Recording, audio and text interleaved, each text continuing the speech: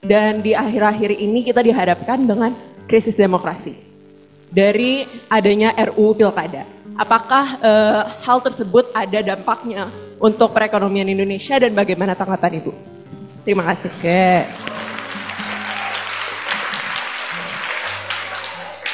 Saya kan pernah bilang pada kalian, pacaran itu sama kayak ilmu ekonomi, supply dan demand. Kamu terlalu banyak ngasih perhatian, supply-nya terlalu banyak, harga jatuh. Bismillahirrahmanirrahim. Assalamualaikum warahmatullahi wabarakatuh. Sobat-sobat ngabaring kabar, semoga selalu dalam keadaan sehat walafiat, serta diberikan rezeki yang halal, berkah, lancar, dan juga banyak. Kami ingin membagikan sebuah tayangan video yang isinya daging semua. Dari kuliah Ibu Sri Mulyani. Ada pertanyaan menggelitik dari salah satu mahasiswa tentang krisis demokrasi yang diakibatkan dari Undang-Undang Pilkada. Apa dampaknya pada ekonomi? Mari kita simak jawaban Ibu Sri. Let's go.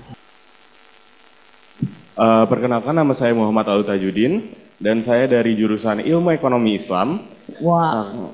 Dan saya ingin menanyakan kepada Ibu, apa pandangan Ibu sebagai salah satu pakar ekonomi? What do you think tentang ekonomi syariah? And if you in a position menjadi someone who do ekonomi syariah, what will you do or what will you improve? Terima kasih, Bu. Oke.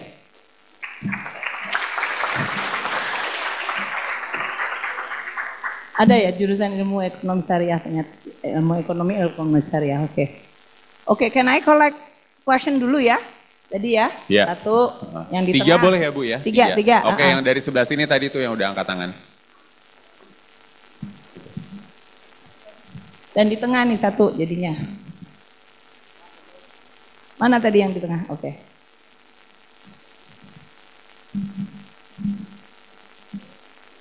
Tes, halo. Perkenalkan, saya Fazal dari jurusan manajemen. Jadi tadi kan Ibu Sri Mulyani bilang kalau misalnya salah satu cost inflation itu kan karena printing money yang kebanyakan ya. Kenapa Amerika itu bisa print money banyak banget sampai maksudnya 80% USD aja tuh nggak ada di Amerika gitu. Kenapa mereka bisa tetap kuat, malah makin kuat gitu semakin tahun. Sedangkan Indonesia juga yang selama ini trennya gitu-gitu aja gitu. Terima kasih Bu. Assalamualaikum. Very good question. Oke. Baik, terima kasih atas kesempatannya. Perkenalkan kembali saya Faiza dari Ilmu Ekonomi Angkatan 2024. Saya ingin bertanya, kan Ibu udah melewati banyak krisis selama karir Ibu, dari krisis moneter, global financial pas tahun 2008, dan di akhir-akhir ini kita dihadapkan dengan krisis demokrasi. Dari adanya RUU Pilkada. Apakah hal tersebut ada dampaknya untuk perekonomian Indonesia dan bagaimana tanggapan Ibu? Terima kasih.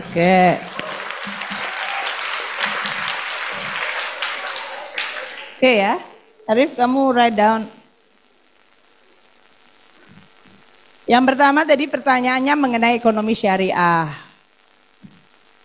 Pertanyaannya to be exact, mungkin lebih pada pandangan saya dan peranan saya atau apa Karben? Oh, aku udah memegang ekonomi syariah, Mas Muhammad. Karena aku ketua Ikatan Ahli Ekonomi Syariah, IAEI. Dan sekretaris dari Komite Nasional Ekonomi Keuangan Syariah, KNEKS. Ini ya, aku manggilnya kamu Muhammad atau apa kamu? Alwi ya. Alwi. Ekonomi syariah, tadi yang saya sampaikan ya.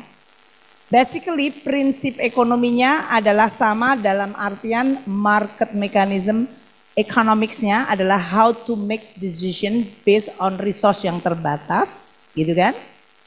Dan untuk tujuan memaksimalkan tadi kepuasan atau keuntungan untuk produsen. Namun dengan syariah filternya adalah value judgment. Jadi saya sampaikan, kalau teman-teman yang mau menekuni ilmu ekonomi syariah, banyak sekali yang mungkin lebih menekuni lebih kepada legalistiknya. How to, umpamanya saya menstruktur surat utang, tapi surat utang yang syar'i. Itu dia didesain sehingga ada underlying asetnya. Tapi basic mekanisme dari surat utangnya nggak berbeda. Saya menginsyu surat berharga, yang ada underlying asetnya sehingga dia dianggap syar'i, dia mengikuti keturunan ke peraturan syariah, dia dijual di market, dia dibeli entah oleh investor dalam negeri atau luar negeri, mereka yang membeli selain dia punya preferensi kepingin punya instrumen yang syar'i, dia juga tetap ingin memaksimumkan investmentnya dia. Jadi kalau dia rate of return-nya tinggi, dia akan beli. Kalau terlalu rendah, aku cari instrumen yang lain. Kan kayak gitu ya. Jadi saya akan menyampaikan pada Anda, untuk kalian yang ingin nanti ya terus belajar mengenai ekonomi syariah, jangan lepaskan kompetensi Anda mengenai economics-nya. Karena saya sering lihat banyak yang lebih menekuni pada legalistiknya, sehingga akhirnya kalian tidak bisa mentranslate dari behavior manusia. Behavior manusia itu relatif sama, meskipun ada screen value-value, ada yang disebut pantas, nggak pantas, halal, haram. Tapi di luar yang halal haram, kalau sudah halal sama aja, saya akan cari barang yang paling baik kualitasnya, paling murah dan paling affordable. Di luar haram dan halal, kalian akan tetap membutuhkan good governance, prinsip efisiensi. Jangan bilang kalau, oh ini halal loh, tapi barangnya kualitasnya nggak keruan, harganya tinggi banget, pokoknya kamu harus beli ini karena ini halal, yang lain itu haram. Itu pasti nggak akan jalan. Jadi tetap prinsip-prinsip ekonomi mengenai efisiensi, tata kelola, itu kalian harus juga pelajari. Competition, transparansi, itu menjadi sangat penting. Gitu ya. Jadi seperti tadi IAEI, kita banyak cabang sekarang, ilmu-ilmu ekonomi di semua universitas. Dan saya terus terang menginginkan kualitas dari pelajaran ilmu ekonominya itu ditingkatkan. Banyak yang kalian belajar ke luar negeri, tapi saya juga akan minta supaya kalian belajar di semua bidang sehingga kalian kemudian bisa menerapkan azas keislamannya di dalam bidang tersebut. Kalau saya sebagai orang Islam rahmatan lil alamin, ya saya menganggap Islam itu adalah rahmat. Sehingga dia bisa diaplikasikan di semua hal dengan prinsip-prinsip value keislaman, yaitu kepantasan. Kalian lihat kalau kalian umat muslim, mengukur apa saja, janganlah kurangin takaran walaupun sebiji pun. Meskipun nggak dilihat sama konsumen, kalian sebetulnya bisa ngurangin 1 kilo beras diambil 1 jumput, dia nggak tahu. You can do that, you have the opportunity to cheat. Tapi Anda nggak akan melakukan. Karena your value keislaman. Kalian bisa mengeksploitasi orang yang lagi hype mengenai syariah. Tadi investasi di kebun kurma, investasi yang akan menghantarkan keuntungan dunia dan akhirat. Wah, orang kan nggak tahu akhirat. Dan kemudian dieksploitir. Itu yang menurut saya perlu untuk dijaga. Jadi saya tetap menjaga bahwa value-value keislaman dan general humanity value, ya, kemanusiaan itu pada dasarnya dikait atau diikat oleh sebuah value-value yang sama, itu kalian tetap jaga. Yang kedua tadi, Fajar pertanyaannya mengenai inflasi dan printing money. Kok Amerika bisa sih printing money banyak sekali tapi dia nggak inflasi, dia kena inflasi juga ya yang sekarang ini.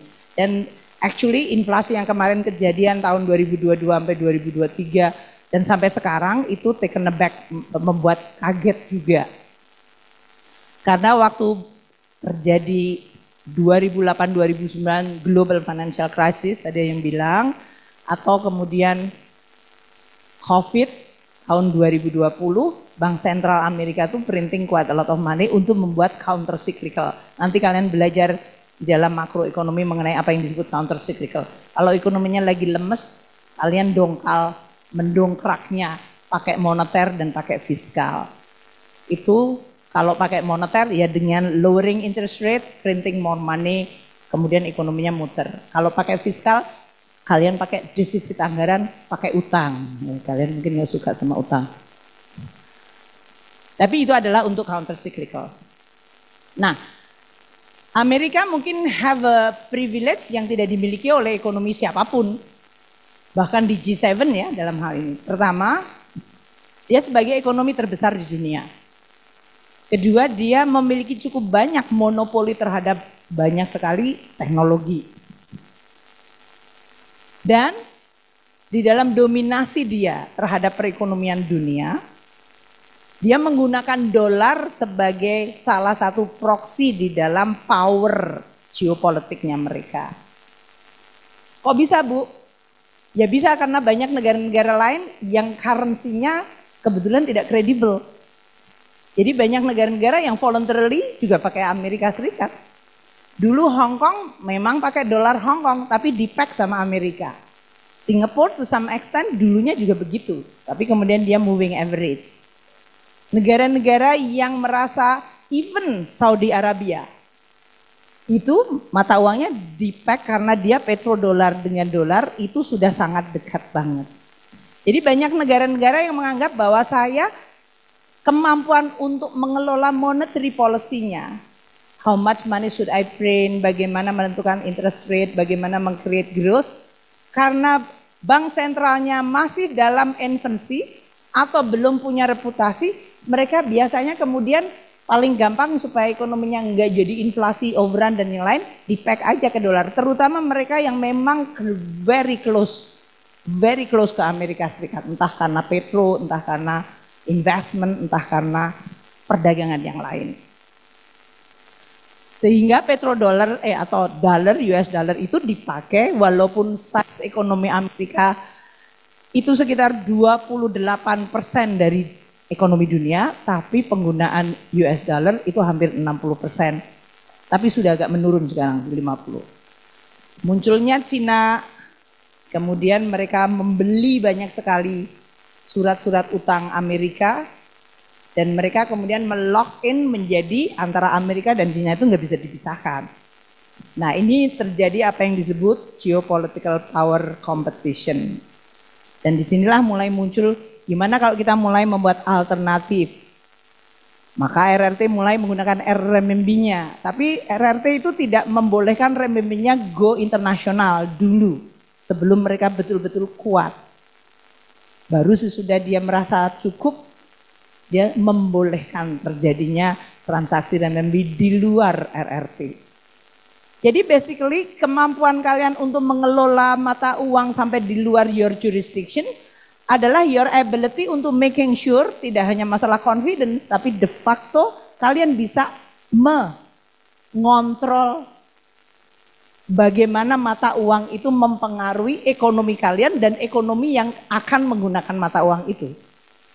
Dan Amerika bisa melakukan itu karena kekuatan ekonomi dan geopolitiknya dia.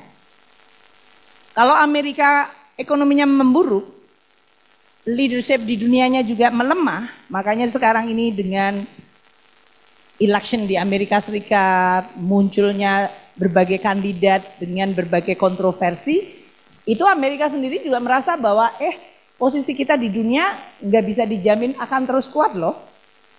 Kalau kita bisa memilih pemimpin yang salah, mereka bisa melemah, gitu ya. Jadi ini juga akan menimbulkan loh, kalau dunia hanya tergantung kepada satu negara, this is too much risk. Maka muncul mulai muncul berbagai macam bilateral swap, muncullah berbagai arrangement currency yang mencoba untuk sedikit menetralisir. Dan proses itu akan berjalan terus, gitu Fajar ya. And then the last question adalah mengenai, nggak ada hubungannya dengan ekonomi sih, tapi saya akan mengatakan ya, ekonomi suatu negara berdiri di atas sebuah fondasi, tadi kan saya sebutkan ya, sebuah fondasi hukum dan bagaimana governance dari suatu negara. Negara bisa maju seperti Amerika Serikat bukan karena dia kemudian diem-diem aja dan tiba-tiba dia ditakdirkan menjadi negara besar, enggak juga. Mereka banyak sekali terjadi perang saudara, perang antar mereka. Mereka sendiri punya senjata, setiap orang boleh beli senjata, bisa saling bunuh-bunuhan. Tapi mereka juga menghasilkan sebuah certainty yang kemudian menimbulkan tadi banyak sekali inovasi. Kapitalisme thrive sangat tinggi di sana. Banyak negara lain, coba kalau kalian baca buku How the Country Failed dari Acemoglu ya, to Harvard. Kalian akan lihat benua Amerika itu kan dari Kanada, Amerika Latin gitu kan, satu daratan itu sebetulnya. How come ada sebuah benua begini, di tengah bisa maju banget, di atasnya juga relatif maju, di bawahnya Amerika Latin agak mundur. The same people, Amerika Latin itu isinya juga bekas penjajah juga, ada Spanyol, Portugis, Jerman ada di sana segala macam. Orang-orang Eropa, the same European people, yang satu mendaratnya di Amerika Serikat, yang satu di Latin Amerika, yang satu di Kanada. How come outcome-nya bisa berbeda? Itu adalah tadi pertanyaan kamu yang ketiga. Negara ini harus diurus dari sisi tata kelola dan tatanan hukumnya. Kalau tatanan hukum dan tata kelolanya sifatnya eksploitatif, maka yang terjadi adalah the winner takes all dan kompetisi akan dimatikan. Maka yang akan terjadi eksploitasi. Sama seperti kejadian kita penjajahan. Kalau Indonesia sudah mengadopsi demokrasi, kita menghormati sistem demokrasi itu. Makanya saya akan sampaikan pada Anda semuanya, saya setiap hari, saya bergaul dengan partai politik, dengan politisi, saya juga dengan kabinet, saya juga dengan investor, saya dengan mahasiswa. At the end of the day, kalian, saya hari ini bisa kalian lihat sebagai dosen, sebagai pejabat, sebagai istri, sebagai ibu, sebagai nenek. Tapi aku nggak punya split personality. Dalam artian kalau saya ke cucu saya, aku menjadi nenek yang baik. Jadi istri yang agak baik. Jadi menteri, rada amburadul. Jadi pemimpin untuk, kan ini adalah pemimpin politik juga, karena I have to deal with politics. Kacau balau, ya nanti akan kacau aja. One thing for sure adalah integrity, makanya saya sampaikan pada kalian waktu itu. Kalau kalian punya prinsip-prinsip hidup yang baik, regardless kalau kamu ekonom, hukum, kedokteran, politik, psikologi, whatever, kalian pasti diajar dengan value-value yang baik. Dan jaga value-value itu. Di dalam perjalanan hidup kalian nanti, pertama tadi Mas Arief bilang, integrity. Nggak usah muluk-muluk nanti nggak korupsi segala macam. Sekarang kalian adalah jangan nyontek, gitu aja. Kalau janji tepatin. Itu integrity. Kalau kalian harus mengerjakan sesuatu, lakukan dengan sepenuh hati. Itu adalah bagian dari integriti kalian sebagai student. Yang akan membentuk kalian nanti menjadi seorang profesional. Entah apapun yang kalian akan pilih profesi kalian. Once kalian terus membangun karakter yang baik, itu akan terbawa sampai kalian akan besar. Jadi pesan saya kepada kalian, no matter where you are, uphold itu. Karena itu adalah currency, pegang terus prinsip yang baik. Karena itu adalah currency kalian yang tidak bisa dijual belikan. Itu adalah mata uang kalian yang sejatinya. Dan itu akan membuat kalian hidupnya, menurut saya, kalau menggunakan istilah teman kita yang syariah, itu nanti makrifat. Benar nggak Muhammad? Ya, makrifat. Makrifat itu artinya juga mencapai sesuatu yang not just material, not just money, not just fame, but you achieve yang menjadi kodrat kalian. Manusia yang memimpin dunia, memimpin diri kalian sendiri dan memimpin sekitar kalian. Ya, tadi itulah jawaban Ibu Sri. Bagaimana menurut pandangan kalian semua? Silakan berikan pendapatnya di kolom komentar. Wassalamualaikum warahmatullahi wabarakatuh.